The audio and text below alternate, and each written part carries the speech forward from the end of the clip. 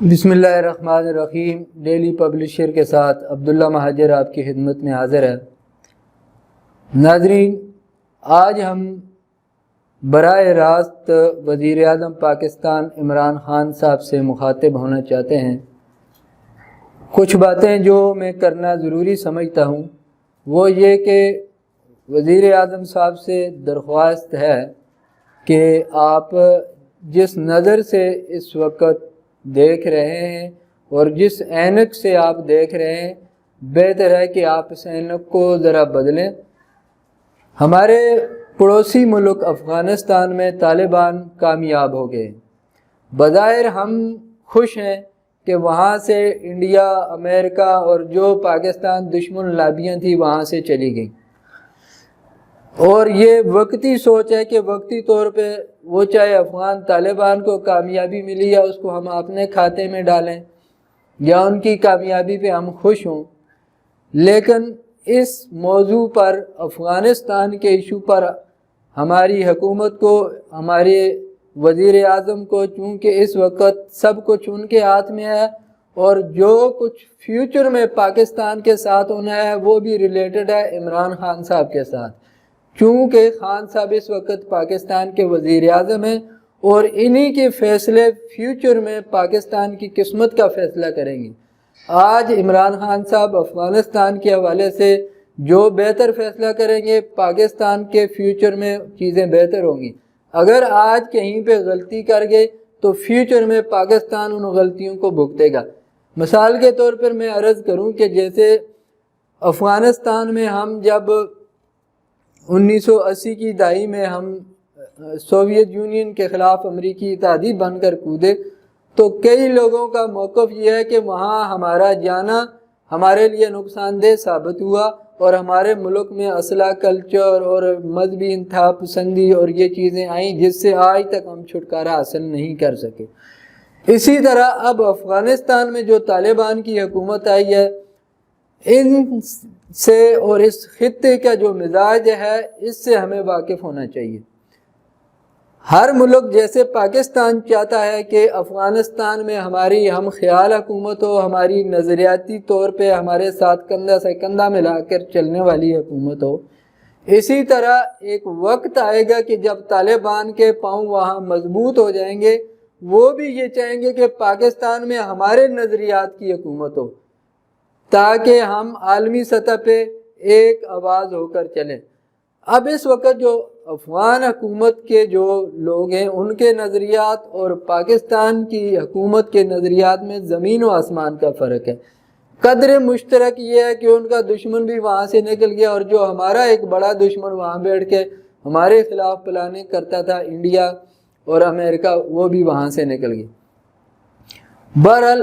عرض کرنے کا مقصد یہ ہے کہ اس صورتحال پہ وزیر اعظم صاحب کو نظر رکھنی چاہیے۔ ایسا نہ ہو کہ یہ لوگ کچھ عرصے بعد اپنے قدم وہاں جمانے کے بعد ہمارے داخلی معاملات میں دخل دیں اور ان کے لیے بہترین سازگار زمین جو ہے وہ خیبر پختونخوا اور بلوچستان کی ہے، وہ ہمارے لیے بہت بڑے مسائل کھڑے کر سکتے ہیں۔ اس لیے ان چیزوں پہ آج سے ہی نظر رکھنے کی ضرورت ہے۔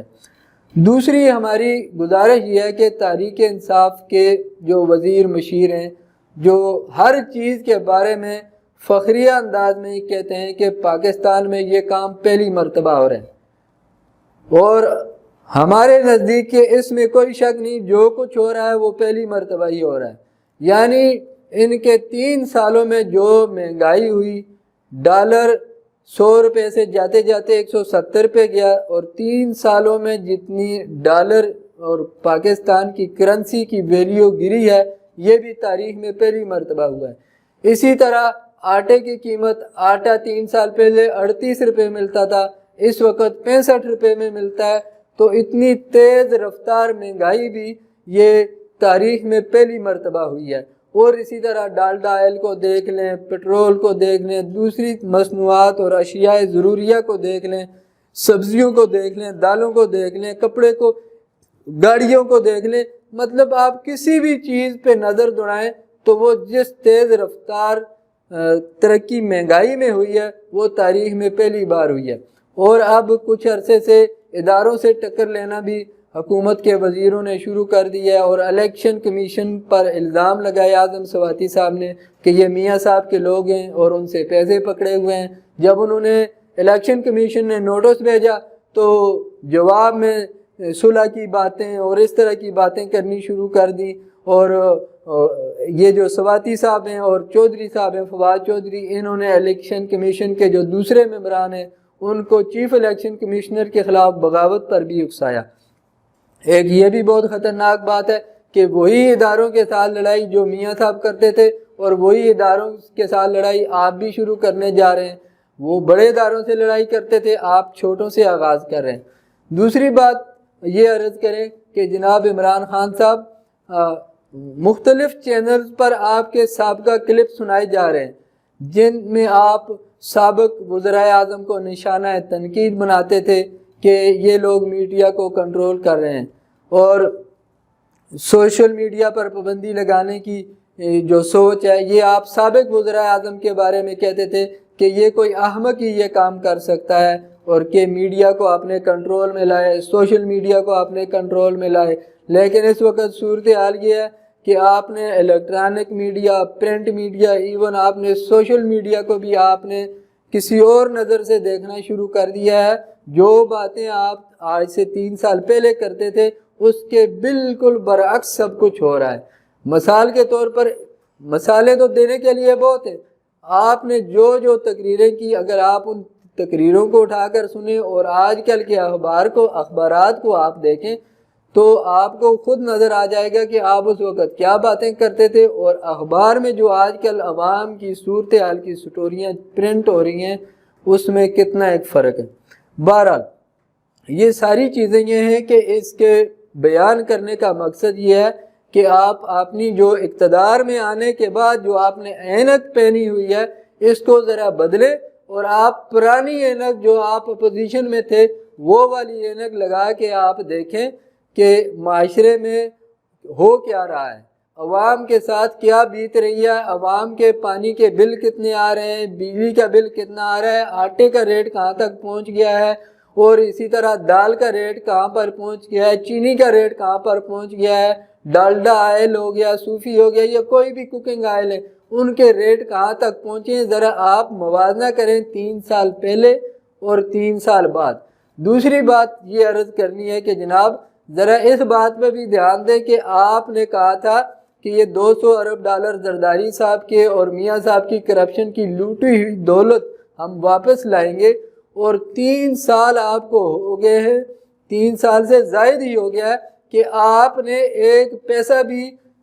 زرداری سے اور نواز شریف سے وصول نہیں کر سکے۔ اگر کسی چھوٹے موٹے چور سے لے لیے تو وہ کوئی بڑی بات نہیں، ان سے نواز شریف بھی نکلوا لیتا تھا، اور زرداری خود ایک بڑا چور ہونے کے باوجود چھوٹے چوروں سے وہ بھی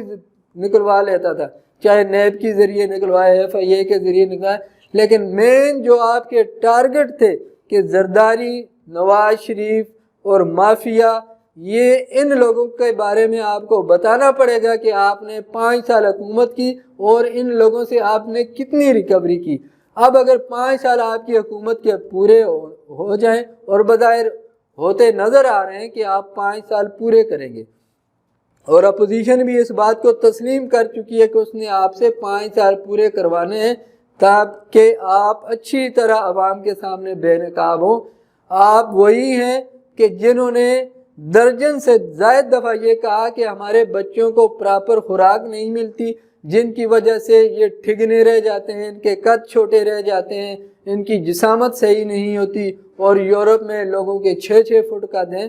تو 5 سال بعد لوگ پوچھیں گے کہ چلو پرانوں کو تو چھوڑیں، جو ان 6 سالوں میں بچے پیدا ہوئے ہیں کیا ان کے قد کا معیار یورپ کے بچوں کے برابر ہے کہ نہیں ہے؟ اس کا جواب تو آپ کو دینا ہوگا کہ آپ کی حکومت کے دور میں یہ جو بچے 5 سال کے اندر پیدا ہوئے ان کا قد تو برابر ہونا چاہیے تھا، اور ان کو متوازن غذا تو ملنی چاہیے تھی۔ اس لیے ہماری عرض یہ ہے کہ آپ اپنی اینک جو اپوزیشن میں رہ کے آپ پہنتے تھے اس کو دوبارہ پہنیں۔ ہم بار بار اس چیز کو عرض کر رہے ہیں، ایسا نہ ہو کہ میاں صاحب کی طرح آپ بھی کہیں کہ 5 سال گزر گئے پتہ ہی نہیں چلا، اور پھر جب میاں صاحب بار بار احتساب عدالت میں پیش ہو کے جب تنگ آئے فیسیں دے دے کے، وہ کہتے ہیں کہ مجھے تو اندازہ ہی نہیں تھا کہ یہاں انصاف اتنا مہنگا ہے۔ ایک بندہ جو اس ملک کا 3 دفعہ وزیر اعظم رہ چکا ہے اور وہ اتنا جاہل اور اجہل شخص ہے کہ وہ اس کو اندازہ ہی نہیں ہوا کہ یہاں انصاف کا معیار کیا ہے، اور اس کو جب خود پاؤں پہ بیڑیاں پڑی اور گلے سے پکڑا گیا اور وکیلوں سے واسطہ پڑا اور ججوں سے واسطہ پڑا، تو وہ اس نے شکل ایسے بنا لی جیسے پاکستان کا مظلوم ترین شخص ہی یہ ہے، اور رونے والی شکل بنا کے کہتا ہے میں تو تھک گیا ہوں اتنی فیسیں دے دے کے اور وکیلوں کے چکر لگا لگا کے۔ اور کہیں یہ عرض کرنے کا مقصد ہے کہ آپ بھی اسی روایت میں نہ چلیں کہ 5 سال بعد کہیں جی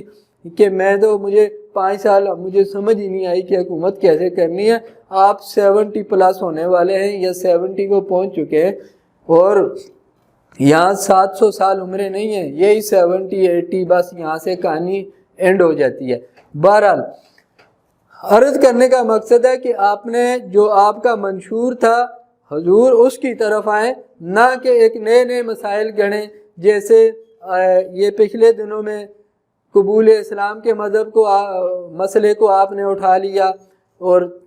تمام مذہبی طبقے کو آپ نے مخالف کر لیا۔ جمعیت تو آپ کی مخالف سیاسی مخالف ہے، جو خالصتاً مذہبی لوگ ہیں ان کو بھی آپ نے پیچھے لگانے کی آپ نے پوری کوشش کی، لیکن اچھا ہوا کہ وزارت مذہبی امور کی انہوں نے اس بل کو ریجیکٹ کیا۔ انہوں نے کہا کہ یہ تو اسلام کے بھی خلاف ہے، اور خود وزیر مذہبی امور صاحب نے فرمایا ہے، قادری نور الحق قادری صاحب نے، کہ ہم زبردستی کسی کو مسلمان کرنے پر لعنت بھیجتے ہیں، اور مسلمانوں کی تاریخ ہی یہی ہے کہ کبھی کسی کو زبردستی مسلمان نہیں کیا، اور جو لوگ بھی مسلمان ہوئے ہیں اللہ کے فضل و کرم سے ان کی نسلیں آج بھی مسلمان ہیں۔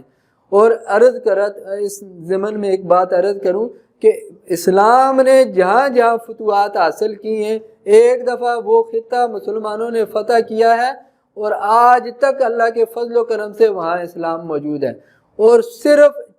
2-3 علاقوں کی مثالیں ایسی موجود ہیں کہ جہاں جیسے مثلا اسپین ہے کہ یہاں سینکڑوں سال مسلمانوں نے حکومت کی، آج وہاں نام و نشان تک نہیں مسلمانوں کا۔ اس طرح کی 1-2-3 مثالیں ہیں، لیکن انگریزوں کی تو ہزاروں سینکڑوں مثالیں ہیں کہ انہوں نے تو پوری دنیا ایک قسم کی فتح کر لی تھی، لیکن آج جا کے آپ نے اسی کھڈے وہاں انگلستان میں بیٹھے ہوئے ہیں، اور نہ وہ افغانستان کو چینج کر سکے، نہ وہ عراق کو چینج کر سکے، نہ وہ شام کو چینج کر سکے، نہ وہ یمن کو چینج کر سکے، اور اسی طرح نہ وہ ہندوستان کو، نہ وہ بنگلہ دیش کو، نہ وہ اسی طرح آگے برما، ملائیشیا، انڈونیشیا کسی کو۔ اور یہاں اللہ کے فضل سے مسلمان آج بھی موجود ہیں۔